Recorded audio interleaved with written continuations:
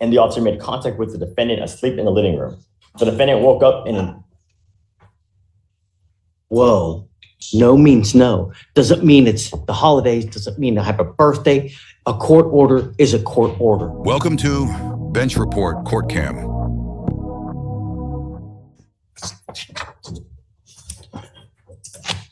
Good morning, Mr. Villagas. Good morning. Sir, you're charged with failure to give information upon striking a highway fixture. You're facing up to 6 months in jail and or a $2,000 fine. We are going to do probable cause. You have the right to remain silent. Anything you say can or will be used against you. Okay. Yes, Judge. On December 28, 2024, the officer was dispatched to apartments in Harris County, Texas, in regard to a single vehicle accident that hit the mailbox of a residence. The officer observed the defendant's motor vehicle with heavy front end damage, but did not locate any driver or occupants inside the vehicle. During an inventory, the officer located the defendant's photo ID and Texas utility bill that came back to the defendant's name and address, approximately 1.4 miles from the accident. The registered owner of the mailbox came back to the defendant of the utility bill and his address.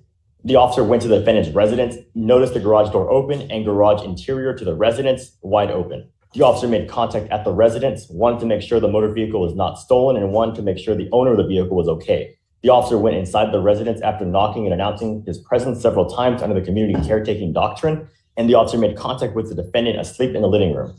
The defendant woke up in an... Whoa. Yes, Judge. It was because they had... Whoa. Yes, the vehicle was damaged and he wanted to make sure the driver was okay. So he announced himself and went into the residence because the door was wide open. Wow. And then it was after that he saw the defendant asleep in the living room, and the defendant woke up and immediately said the car accident, that he did not cause any injuries or any trouble, and that he was driving his motor vehicle 2 to 3 hours prior, and that he was on his way to drop it off at a mechanic when his vehicle was hit. The defendant called the insurance company, and the defendant walked home because no one arrived on scene, and the defendant was going to pick up his motor vehicle in the morning. And the officer made contact with the complainant, who stated she heard a loud bang and observed damages, approximately $1,025. So, are you telling me that he did stay though? No. What happened, Your Honor, is that he struck the mailbox at the apartment, and the defendant said that he called his insurance. No one came to the scene, so he walked home. And the officer, when he arrived, saw the empty... Did he make an attempt to make a phone call at the scene to anyone? All he said is that he called the insurance company. That's the only person that he had stated he called. And then after that, he walked home because no one arrived on scene. And then that's when the officer arrived and saw his empty vehicle damaged. And then he found a utility bill and the ID. I have so many questions. Let's do this. I'm going to appoint you a lawyer, or you have a lawyer, right? Let's do this. I'm going to hold off on finding probable cause at the moment. Let me wait for your lawyer to get here. We'll revisit PC here momentarily. Just go ahead and take a seat for me if you don't mind in the jury box. Yeah? Let's wait for your lawyer to get here and then we'll go forward. Michael. Yeah, come on up. Mr. Villagas, Your Honor. Did you look at PC? I think we're prepared for argument. Okay. Morgan, are you ready? Yes, Judge. This is Villagas, correct? Villagas, yeah. Go for it. Okay. Ball's in your court. Your Honor, Mr. Villagas, when he climbed to the mailbox pole, he didn't stop. He got out of the car. There's no one to talk to. And so from there, he went to his residence, Your Honor. But, it's not a case where he didn't identify himself or anything. And then we don't know what the restitution amount's going to be for the mailbox. My concern was that according to the statute, right, it says that you're supposed to, I don't even know. Take reasonable steps to locate and notify the owner or person in charge of the property of the collision. What time? Was this the middle of the night?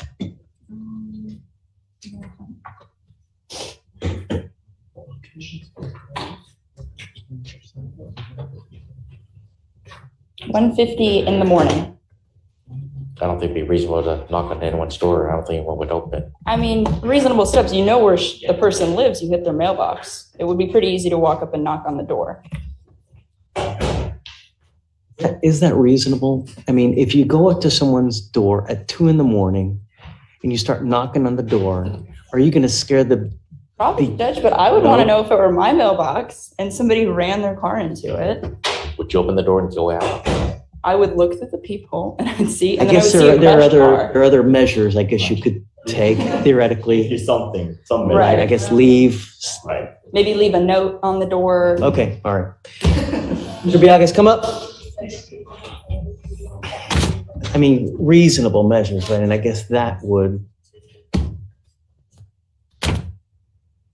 Have you run his license, see if he has a valid Texas driver license? It's Mr. an out-of-state Florida license that appears valid in our system. Okay. Mr. Biagas, I'm going to find that there's probable cause to go forward with your case. I'm ordering you not to drive any vehicle unless you have car insurance in your name. Do you understand? If I find that you're driving without a license and or liability insurance in your name, it's not going to go well for you. Do you understand? Okay. You've got a lawyer. Listen to your lawyer. He'll take care of you. I will waive your appearance so you don't have to waste your time coming to court, but you have to stay in touch with Mr. Pham and he'll tell you when you have to come back to court. If he tells me he can't get a hold of you or you pick up a new case, I'm going to revoke your bond, put you in jail. No more PR bonds. You understand?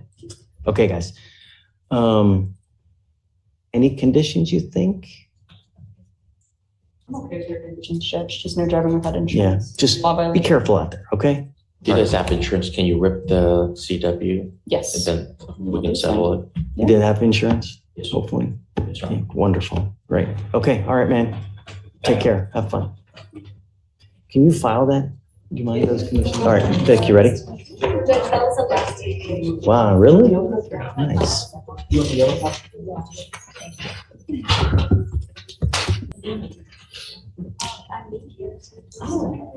First day is long.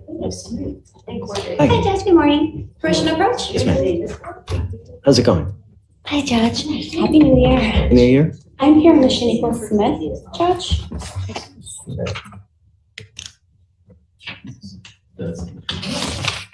Okay, I'd like to report with an update on it. We have everything submitted for the DWI PTI program. However, Ms. Smith attempted to get the interlock device on her vehicle, but she has an electric vehicle, so she was told that it would not be able to get placed on her car.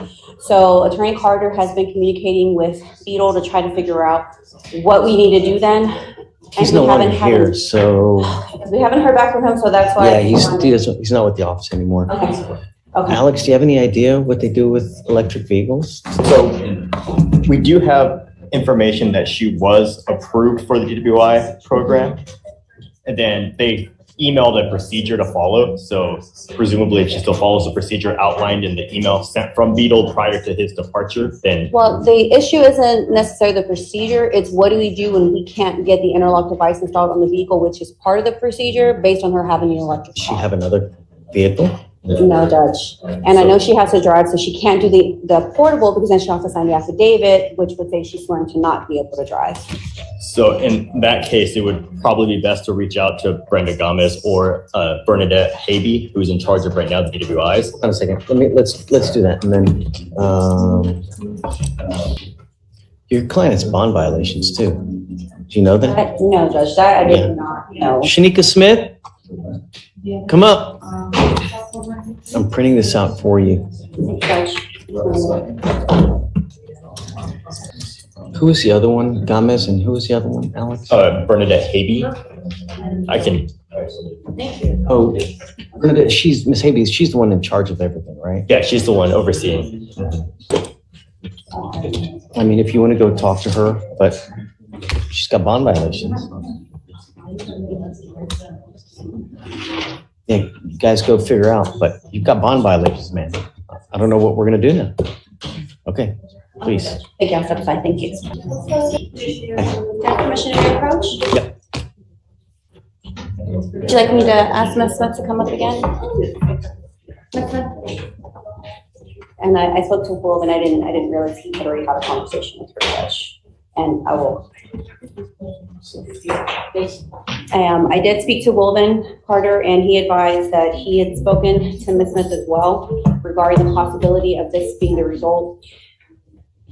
He and I spoke to her again just a moment ago. We were out there on call, and at this time, Judge, Ms. Smith, that we were going to have her speak on her own behalf, Judge. So I think it's important for her to take ownership for what this report shows. I don't care. I'm putting an ankle monitor on you now. If you ever test positive for alcohol again, I'm going to put you in jail.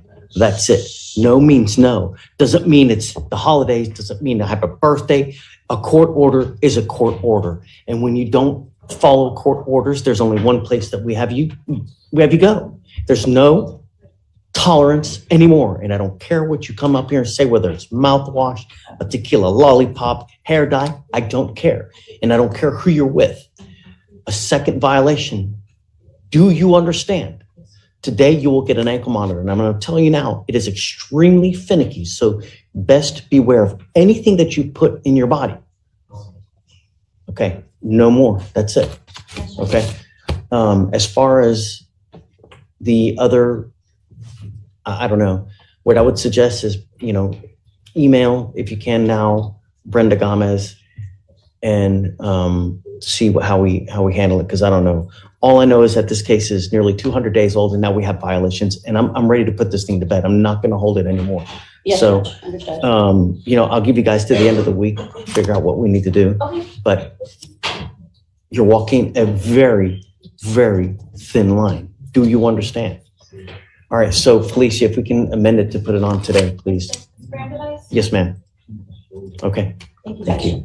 Can I get contact information for who you said I need to speak with? I want to make sure I have the email. Yeah, so I can just take a quick the person looking at photo. it is going to be Bernadette Havey. So May I just- yeah, you can Okay, I'll make it easier though. yeah. And then the other person, do you have Brenda Gomez's contact information? Just to make sure I have it. I don't know if you got this email before, because it has it on there. You can take a picture of it Just so I again. can double check. Yeah. I'd rather do this Good now idea. than not have it later Yeah, if I no walk off. problem. Yeah. Thank No you. problem. Thank you, Judge. Take care. Thanks for watching. Stick around longer and click the highlighted videos to your right. See you there.